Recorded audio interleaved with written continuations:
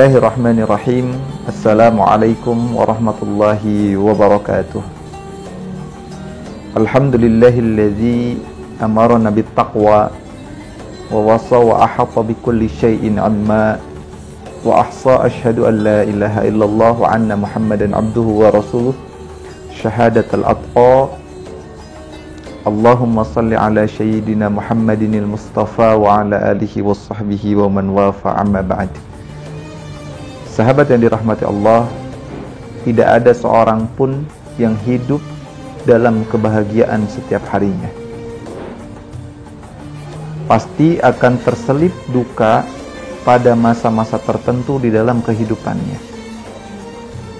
Begitu pula yang kemudian terjadi pada baginda Nabi Muhammad SAW.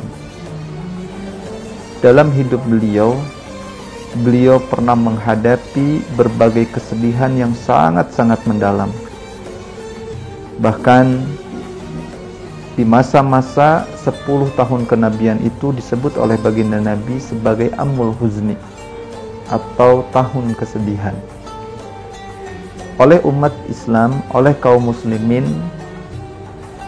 Amul Huzni dipahami sebagai tahun kesedihan Rasulullah SAW terhadap wafatnya seorang yang beliau kasihi, yaitu sang istri tercinta Khadijah binti Khuwailid dan pamannya yang sangat-sangat beliau cintai, yang sangat-sangat membela beliau, yang bernama Abu Thalib ibn Abdul Muttalib atau yang lebih dikenal dengan Abu Thalib. Abu Thalib meninggal di usia 80 tahun.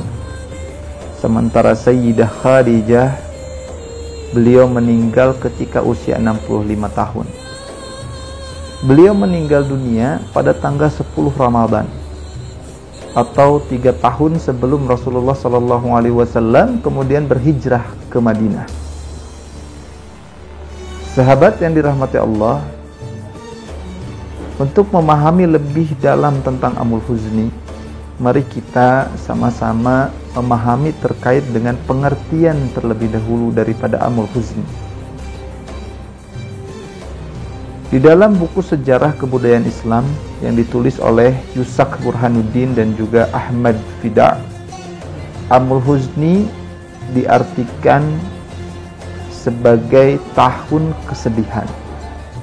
Pada tahun tersebut Rasulullah SAW ditinggal pergi, ditinggal wafat oleh istri tercinta yang selalu menemaninya, yang selalu berjuang, berkorban untuknya.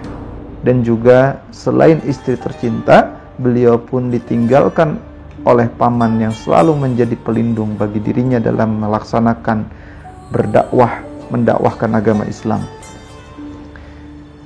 Sahabat sekalian, peristiwa tahun duka atau Amul Huzni itu terjadi pada sekitar tahun 619 Masehi atau tahun ke-10 kenabian. Peristiwa ini juga yang kemudian menyebabkan baginda Nabi Muhammad SAW memutuskan untuk berhijrah ke kota Taif, karena beliau kemudian melihat ada harapan di kota Taif dari suku Bani Thaqif yang mudah-mudahan bisa menerima agama Islam yang beliau kemudian ajarkan. Akan tetapi Bani Thaqif ketika Rasulullah SAW sampai ke kota Taif justru bukan disambut dengan Tala al-Badru alaina, bukan disambut dengan pujian, bukan disambut dengan hidangan, bukan disambut dengan baik, akan tetapi beliau kemudian disambut dengan cacian, bahkan menyakiti fisik Rasulullah SAW. Yang insyaallah kisahnya kita akan sama-sama pelajari di lain kesempatan. Di balik peristiwa Amul Huzni terdapat kisah yang sangat-sangat membuat Rasulullah SAW bersedih. Di antara kisah tersebut digambarkan di dalam fikih sirah oleh Dr. Said Ramadan Al-Buti. Pada tahun kesedihan tersebut istri Rasulullah SAW yaitu Khadijah binti Khuwailid radhiyallahu anha wafat. Tidak lama kemudian Abu Talib, pamannya baginda Nabi Muhammad SAW, pun juga wafat. Di dalam sejarah diceritakan jarak waktu antara wafatnya Khadijah radhiyallahu anha dan juga Abu Talib adalah 1 bulan lebih 5 hari. Sangat dekat jaraknya. Maka bagaimana tidak Rasulullah SAW bersedih? Belum kering luka ditinggalkan oleh istri tercinta, harus kembali luka ditinggalkan oleh paman yang selalu menjadi tameng, menjadi perisai bagi Rasulullah SAW. Atas peristiwa duka tersebut, Rasulullah SAW telah kehilangan istri yang selalu menjadi penenangnya. Dan juga beliau telah kehilangan paman yang selalu melindungi dan membantu beliau menghadapi kaumnya yang begitu luar biasa. Khadijah radhiyallahu anha adalah seorang istri yang selalu mendukung sang suami dalam menjalankan tugasnya dari Allah Subhanahu wa taala sebagai nabi dan rasul. Beliau juga adalah orang pertama yang mempercayai kerasulan baginda Nabi Muhammad SAW. Sayyidah Khadijah radhiyallahu anha bahkan merelakan seluruh hartanya untuk memperjuangkan agama Allah Subhanahu wa taala. Subhanallah. Ketika Khadijah radhiyallahu anha dan Abu Talib kemudian wafat, orang-orang kafir Quraisy merasa sangat-sangat senang melihat baginda Nabi Muhammad SAW bersedih. Kenapa? Mereka semakin berani untuk menyakiti Rasulullah. Bahkan cacian, makian yang dulu dilakukan hanya sebatas cacian, makian itu kini berubah menjadi menyakiti fisik Rasulullah SAW. Melakukan cara-cara yang sebelumnya tidak pernah dilakukan selama Abu Talib masih hidup. Orang-orang kafir Quraisy pernah mendekati Rasulullah SAW dan menaburkan debu di atas kepala Rasulullah SAW. Ini biadabnya orang-orang Quraisy. Rasulullah SAW kemudian berpulang ke rumahnya dalam keadaan kepala beliau dipenuhi oleh debu. Masya Allah.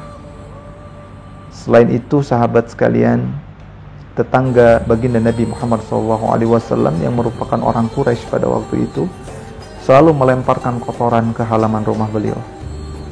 Perlakuan kaum Quraisy sangat-sangat buruk kepada baginda Nabi Muhammad SAW. Oleh karena itu, Rasulullah SAW menyebut tahun ke-10 kenabian itu adalah tahun kesedihan atau Amul Huzni. Sebab begitu beratnya gangguan yang harus dihadapi oleh Rasulullah SAW di dalam menebarkan agama Islam, di dalam berdakwah menyebarkan agama Allah Subhanahu wa taala. Dan siksaan, gangguan-gangguan yang dilakukan oleh orang Quraisy itu lebih dahsyat lagi ketika Khadijah radhiyallahu anha dan juga Abu Talib sudah meninggal dunia. Sahabat yang dirahmati Allah, inilah gambaran bagi hidup kita.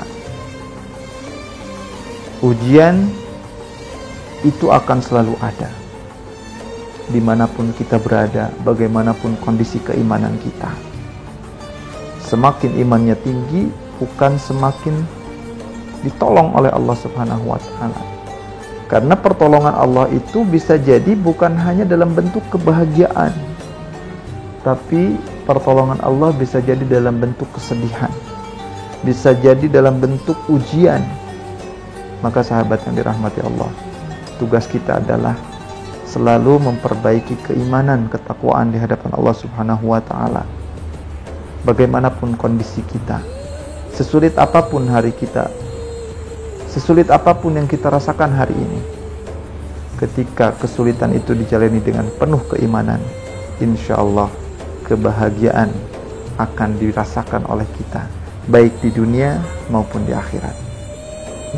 Itu saja yang bisa kami sampaikan. Mudah-mudahan apa yang kami sampaikan bisa bermanfaat untuk kita semuanya.